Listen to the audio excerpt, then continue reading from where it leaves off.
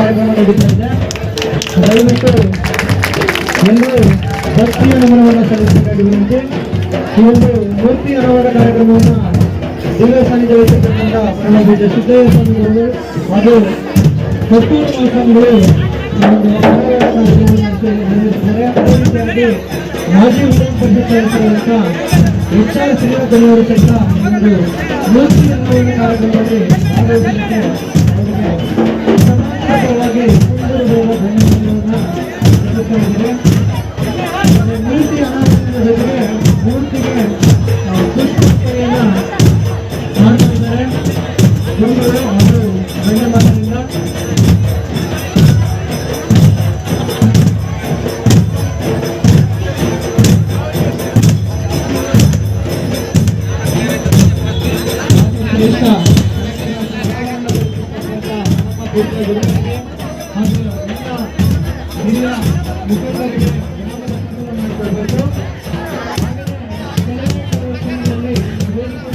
ಪೂಜ್ಯರಿಗೆ ಧನ್ಯವಾದಗಳು.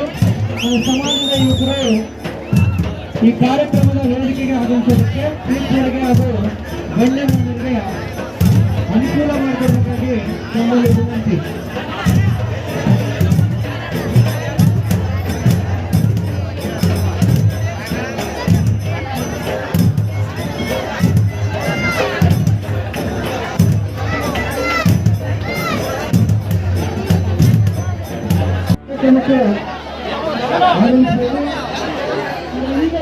ಕಾರ್ಯಕ್ರಮಕ್ಕೆ ಆಗಮಿಸಿದಂತ ಎಂ ಸರ್ವೇಶ್ ಅವರು ಭಕ್ತ ಕನಕದಾಸರ ಮೂರ್ತಿಗೆ ಪುಷ್ಪಾರ್ಪಣೆಯನ್ನು ಮಾಡ್ತಾ ಇದ್ದಾರೆ. ಅವರ ಜೊತೆಗೆ ನಮ್ಮ ಸಮಾಜ ಹಾಗೂ ಸಾಲುಮತ ಕೂತ್ಕೊಳ್ಳೋದಕ್ಕೆ ಕುರ್ಚಿಗಳ ವ್ಯವಸ್ಥೆ ಮಾಡಬೇಕು.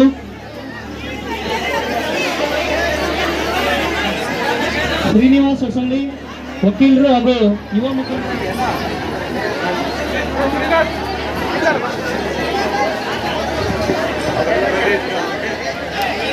ಈ ಒಂದು ಕಾರ್ಯಕ್ರಮವನ್ನ ಪ್ರಾರಂಭಿಸೋದಕ್ಕಿಂತ ಮುಂಚೆ ಗ್ರಾಮದ ಅಧಿದೇವತೆ ಕಾರ್ಯಕ್ರಮನ ಪ್ರಾರಂಭಿಸೋಣ. ಅದಕ್ಕೂ ಮುಂಚೆ ನಮ್ಮ ನಾಡಿನ ವೈಭವವನ್ನ ಸಾರುವಂತ ನಾಡಗೀತೆಯೊಂದಿಗೆ ಜೊತೆಗೆ ನಾಡಗೀತೆ ಚಾಲನೆ ಕೊಡೋಣ.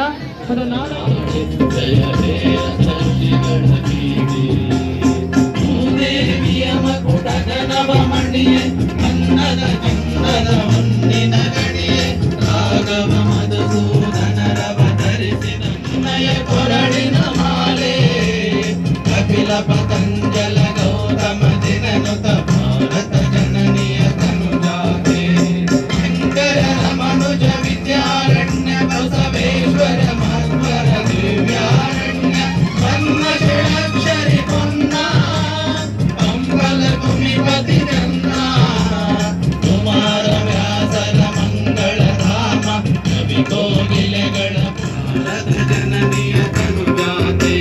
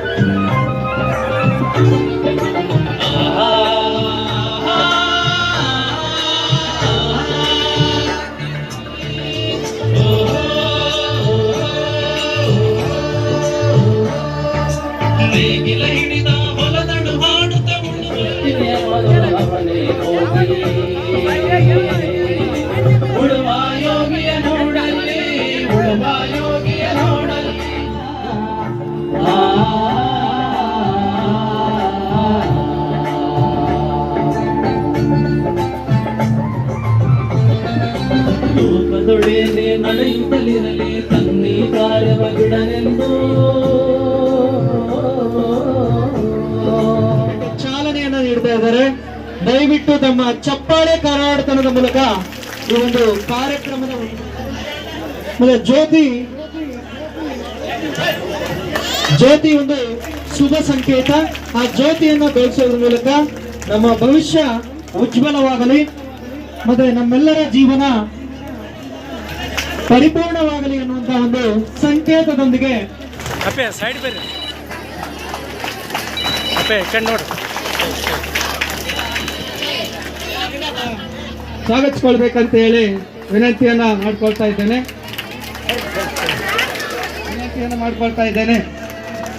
ದಯವಿಟ್ಟು ಎಲ್ಲರೂ ಚಪ್ಪಾಳೆಯನ್ನು ತಟ್ಟಬೇಕಂತ ಹೇಳಿ ವಿನಂತಿ. ಮುಖಂಡರಾಗಿರ್ತಕ್ಕಂಥ ಹಾಗೆ ಈ ಕಾರ್ಯಕ್ರಮದಲ್ಲಿ ಭಾಗವಹಿಸಿರ್ತಕ್ಕಂಥ ಮತ್ತೋರ್ವ ಸಮಾಜದ ಎಲ್ಲ ಗುರು ಹಿರಿಯರ ಪರವಾಗಿ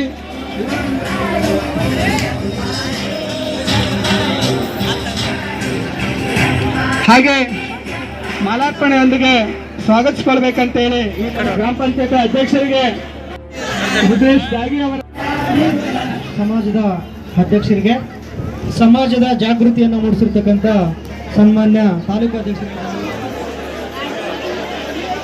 ಆದಿಶಕ್ತಿ ಆಗಿರ್ತಕ್ಕಂಥ ಅತಿದೇವತೆ ಆಗಿರ್ತಕ್ಕಂಥ ದುರ್ಗಾದೇವಿ, ಪೂಜ್ಯರು ಶ್ರೀಗಳ ಶಿಕ್ಷಕರಿಗೆ ಸನ್ಮಾನಿಸಿದಾಗಿ ಮಾಡೋದ್ರ ಮೂಲಕ ಈ ಕಾರ್ಯಕ್ರಮಕ್ಕೆ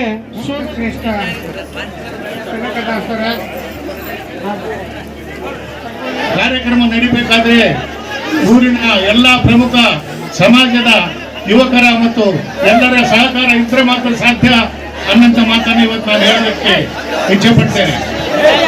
ದಾಸರಲ್ಲಿ ದಾಸ ಕನಕದಾಸರು ಶ್ರೇಷ್ಠರು ಅನ್ನಂಥದ್ದು ಇಡೀ ದೇಶಕ್ಕೆ ಗೊತ್ತಿರ್ತಕ್ಕಂಥ ವಿಷಯ. ಅಂತ ಒಂದು ದಾಸರ ಮತ್ತು ಸ್ವಾತಂತ್ರ್ಯಕ್ಕೋಸ್ಕರವಾಗಿ ವೀರ ಸೇನಾನಿ ಕಿತ್ತೂರು ಚೆನ್ನಮ್ಮನ ದತ್ತುಪುತ್ರನಾಗಿ ಬ್ರಿಟಿಷರ ವಿರುದ್ಧ ಹೋರಾಡಿ ನಮಗೆ ವೀರಮರಣವನ್ನು ನೆಪ್ಪಿರ್ತಕ್ಕಂಥ ಶ್ರೀ ಸಂಗೊಳ್ಳಿ ರಾಯನ ಮೂರ್ತಿ ಕೂಡ ಇವತ್ತು ಪ್ರತಿಷ್ಠಾಪನೆ ಮಾಡಿರ್ತಕ್ಕಂಥ ಗ್ರಾಮದ ಎಲ್ಲ ಆಲ್ಮತ ಸಮಾಜದ ಹಿರಿಯರಿಗೂ ಹಾಗೂ ಯುವಕರಿಗೂ ಕೂಡ ನಾನು ಧನ್ಯವಾದ ಹೇಳೋದಕ್ಕೆ ಅರ್ಪಿಸ್ತೇನೆ. ಇಂದಿನ ಕಾರ್ಯಕ್ರಮದಲ್ಲಿ ಪಾಲ್ಗೊಂಡಿರ್ತಕ್ಕಂಥ ಗ್ರಾಮದ ಎಲ್ಲ ಸಮಾಜದ ಹಿರಿಯರಿಗೂ ಯುವಕರಿಗೂ ಹಾಗೂ ಅಕ್ಕ ತಂಗಿಯರಿಗೂ ತಾಯಿಯಂದಿರಿಗೂ ಮತ್ತು ಪೊಲೀಸ್ ಇಲಾಖೆಯವರಿಗೂ ಮಾಧ್ಯಮದವರಿಗೂ ಕೂಡ ನಾನು ಧನ್ಯವಾದಗಳನ್ನು ಹೇಳೋದಕ್ಕೆ ಅರ್ಪಿಸ್ತೇನೆ. ಈಗ ಹೇಳೋದಕ್ಕೆ ನಿಂತರೆ ತಾಸರಿಗ್ಲೇ ಆದರೂ ಸಾಧ್ಯ ಆಗೋದಿಲ್ಲ, ಮುಗಿಯೋದಿಲ್ಲ ಅನ್ನಂತ ಮಾತನ್ನ ಇವತ್ತು ನಾನು ಹೇಳೋದಕ್ಕೆ ಇಚ್ಛೆ ಪಡ್ತೇನೆ. ಆದ ಕಾರಣ ಸಂಕ್ಷಿಪ್ತವಾಗಿ ನನ್ನ ಈ ಭಾಷಣವನ್ನು ಜಿಲ್ಲಾ ಪಂಚಾಯತ್ ಉಪಾಧ್ಯಕ್ಷರಾಗಿ ಅನೇಕ ಕಾರ್ಯಗಳು ಮಾಡಿದ್ದಾರೆ. ಆಮೇಲೆ ನಮ್ಮ ಹೊಸಳಿಂದ ಬಂದಿರತಕ್ಕಂಥ ದುರ್ಗಪ್ಪನವರು, ವೇದಿಕೆ ಮೇಲಿರ್ತಕ್ಕಂಥ ಎಲ್ಲ ಗಣ್ಯಮಾನ್ಯರು ಹಾಗೂ ಮುಕ್ಕುಂಪಿ ಗ್ರಾಮದ ಎಲ್ಲ ಹಿರಿಯರೇ, ಬಹುಶಃ ಎಲ್ಲ ಬಹಳ ಜನ ಎದ್ದು ಹೋದ್ರಿ. ಏನೋ ಹೇಳಬೇಕಂತ ನಮ್ಮದು ಭಾಳ ವಿಚಾರ ಇದ್ದು ಕರೆ, ಆದರೆ ಯಾರು ಇಲ್ಲಂದ ಮೇಲೆ ಸಂಕ್ಷಿಪ್ತವಾಗಿ ನಾವು ನಿಮಗೆ ತಿಳಿಪಡಿಸ್ಬೇಕಾಗ್ತದೆ. ಬಹುಶಃ ಕನಕದಾಸರು ತಮ್ಮ ಸಾಹಿತ್ಯ ಮೂಲಕ ವಚನ ಸಾಹಿತ್ಯ ಮತ್ತು ದಾಸ ಸಾಹಿತ್ಯ, ದಾಸರೆಂದರೆ ಕನಕದಾಸರಯ್ಯ, ಆ ಎರಡೂ ಸಾಹಿತ್ಯ ಮೂಲಕ ಕನ್ನಡ ಭಾಷೆ ಶ್ರೀಮಂತವಾಯಿತು. ಬಹುಶಃ ಆ ಮೂಲಕ ಕನಕದಾಸರು ಕೇವಲ ಹಾಲುಮತದವರಿಗೆ ಅಷ್ಟು ಉಪದೇಶ ಮಾಡಲಿಲ್ಲ, ಇಡೀ ಮನುಕುಲಕ್ಕೆ ಒಳ್ಳೆಯದಾಗೋ ರೀತಿ ಒಳಗ ಅವರು ತಮ್ಮ ದಾಸ ಪದಗಳ ಮೂಲಕ ಅವರು ಉಪದೇಶವನ್ನು ಮಾಡಿದರು. ಹಾಗೆ ಬಸವಣ್ಣನವರು, ಬಸವಾದಿ ಶರಣರು ಕೇವಲ ಲಿಂಗಾಯತರ ವೀರಶೈವರಿಗೆ ಅಷ್ಟೇ ಉಪದೇಶ ಮಾಡಲಿಲ್ಲ, ಇಡೀ ಮನುಕುಲಕ್ಕೆ ಉಪದೇಶ ಮಾಡಿದರು. ಇವನಾರವ ಇವನಾರವ ಇವನಾರವ ಎಂದೆನಿಸಿದರಯ್ಯ, ಇವನಮ್ಮವ ಇವನಮ್ಮವ ಇವನಮ್ಮವ ಎಂದೆನಿಸಯ್ಯ.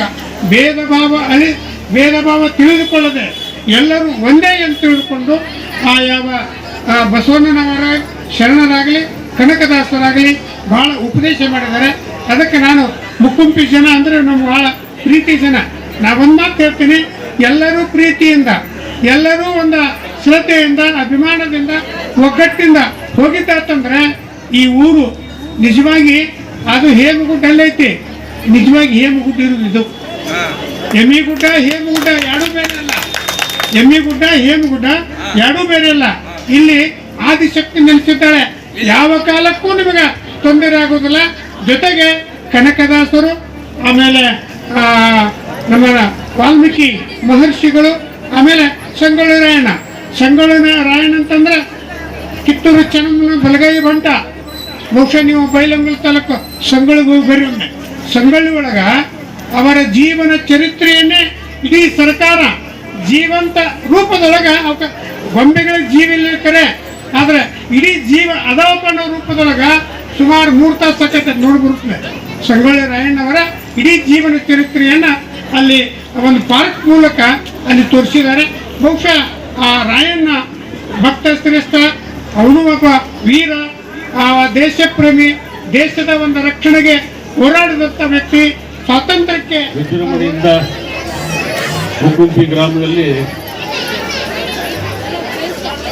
ಒಂದು ಆಧ್ಯಾತ್ಮಿಕ ಶಕ್ತಿ ಮತ್ತು ಹೋರಾಟದ ಶಕ್ತಿ, ಇವೆರಡು ಸಂಕೇತಗಳು ಇವತ್ತು ನಿಲ್ಲಿಸಿದ್ದಾರೆ. ಆಧ್ಯಾತ್ಮಿಕ ಶಕ್ತಿ ಅಂದರೆ ಕನಕದಾಸ. ಯಾಕಂದ್ರೆ ಪ್ರತಿಯೊಬ್ಬ ಮನುಷ್ಯನಿಗೆ ಕನಕದಾಸನ ಗುರುಗಳು ಬೇಕಾಗ್ತದೆ. ಯಾಕಂದ್ರೆ ಅವಾಗೇ ನಾವು ಭಗವಂತಲ್ಲಿ ಸೇರ್ಲಿಕ್ಕೆ ನಾವು ಸಾಧ್ಯ ಆಗ್ತದೆ. ಯಾಕಂದ್ರೆ ಸಾಮಾನ್ಯ ಬಡತನದ ಕೂತಿರ್ತಕ್ಕಂಥ ಕನಕದಾಸರು ಇಡೀ ಬ್ರಹ್ಮಾಂಡವನ್ನ ತನ್ನ ಕಡೆ ಉಡುಪಿನಲ್ಲಿ ಉಳಿಸಿಕೊಂಡಿರ್ತಕ್ಕಂಥ ಮಹಾನ್ ಕೆಲಸವನ್ನ ಕನಕದಾಸರು ಮಾಡಿದ್ದಾರೆ. ಅಂದ್ರೆ ಕೃಷ್ಣನೇ ತನ್ನ ಕಡೆ ಹೋಲಿಸಿಕೊಂಡು ಇವತ್ತು ಅಂತ ಒಂದು ಬ್ರಹ್ಮಾಂಡನೇ, ಯಾಕಂದ್ರೆ ಕೃಷ್ಣ ಅಂದ್ರೆ ಬ್ರಹ್ಮಾಂಡ, ಆ ಬ್ರಹ್ಮಾಂಡವನ್ನೇ ಆ ತನ್ನ ಕಡೆ ಹೋಲಿಸುವಂತ ಕೆಲಸ ಇವತ್ತು ಕೀರ್ತಿ ಕನಕದಾಸರು. ಅದೇ ತರ ಇವತ್ತು ಹೋರಾಟದ ಶಕ್ತಿ ಈ ಮುಕ್ಕುಂಪಿ ಗ್ರಾಮದ ಎಲ್ಲರಿಗೂ ಬರಬೇಕು. ಯಾಕಂದ್ರೆ ಸಂಗೊಳ್ಳಿ ರಾಯಣ್ಣ ಒಂದು ಹೋರಾಟದ ಒಂದು ಶಕ್ತಿಯನ್ನು ನಾವೆಲ್ಲ ಮನದಲ್ಲಿ ಇಟ್ಕೊಂಡು ಏನೇ ಕೆಲಸ ಇದ್ರೂ ಕೂಡ ಒಳ್ಳೆ ಕೆಲಸಗಳು ನಾವು ಹೋರಾಟ ರೂಪದಲ್ಲಿ ನಮ್ಮ ಗ್ರಾಮದ ಅಭಿವೃದ್ಧಿ ಆಗಲಿ, ಈ ಭಾಗದ ಜನರ ಅಭಿವೃದ್ಧಿ ಆಗಲಿ ನಾವು ಸಂಗೊಳ್ಳಿ ರಾಯಣ್ಣ ನಾವು ಕಲಿಬೇಕಾಗುತ್ತೆ.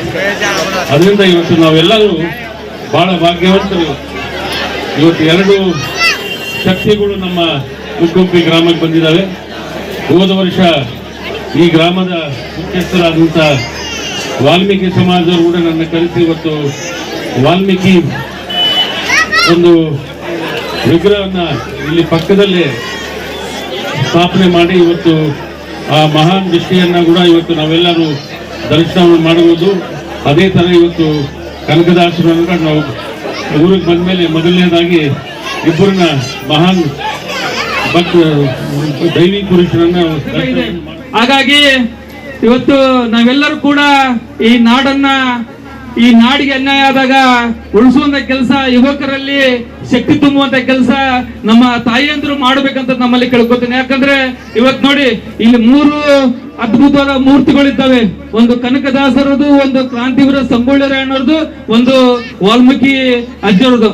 ವಾಲ್ಮೀಕಿ ಅಜ್ಜವರು ಮಹಾಭಾರತ ಬರೀಲಿಲ್ಲ ಅಂದ್ರೆ, ರಾಮಾಯಣ ಬರೀಲಿಲ್ಲ ಅಂತಂದ್ರೆ ಇವತ್ತು ರಾಮನ ಚರಿತ್ರೆ ನಮ್ಗೆ ಸಿಗ್ತಾ ಇರ್ತಿಲ್ಲ. ಕನಕದಾಸರು ಅಸ್ಪೃಶ್ಯತೆ ವಿರುದ್ಧ ಧ್ವನಿ ಎತ್ತಿಲ್ಲ ಅಂದ್ರೆ ನಾವ್ಯಾರು ಕೂಡ ನೆಟ್ಟಿಗೆ ಅರಿವಿ ಕೂಡ ಹಾಕೋಲ್ಲ ಅಂತ ಪರಿಸ್ಥಿತಿ ಬರ್ತಾ ಇದ್ವಿ. ಅವ್ರ ಹೆಸರಲ್ಲಿ ಕೂಡ ಇವತ್ತು ನಾವು ಅರಿವಿ ಹಾಕೋ ಪರಿಸ್ಥಿತಿಗೆ ಇದ್ದೇವೆ ನಾವು.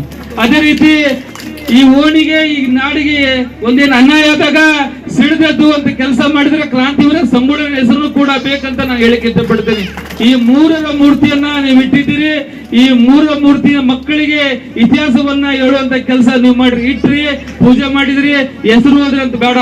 ಯಾಕಂದ್ರೆ ತಾಯಿಯಂದ್ರ ಕಡೆಯಿಂದ ಆಗ್ಬೇಕು.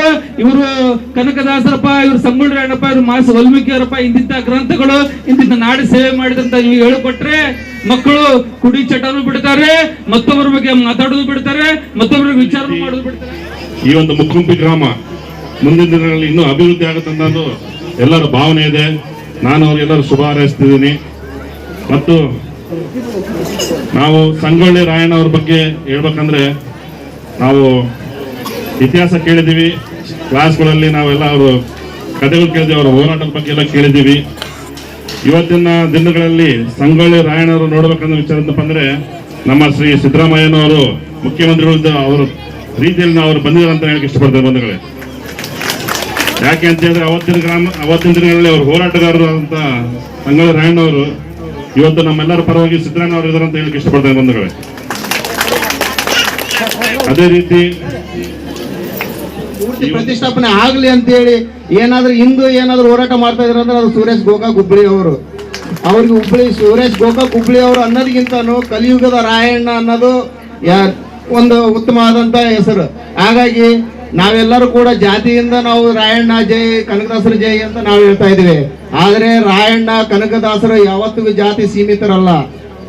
ಮೊದಲ ಅದನ್ನ ನಾವು ಅರ್ಥ ಮಾಡ್ಕೋಬೇಕು. ಯಾಕಂದ್ರೆ ಕುಲಕುಲವೆಂದು ಬಡದಾಡದರೆ ಕುಲದ ನೆಲೆಯನ್ನು ಬಲ್ಲಿರ ಅಂತೇಳಿ ಕನಕದಾಸರು ಸಾರಿದ್ರು.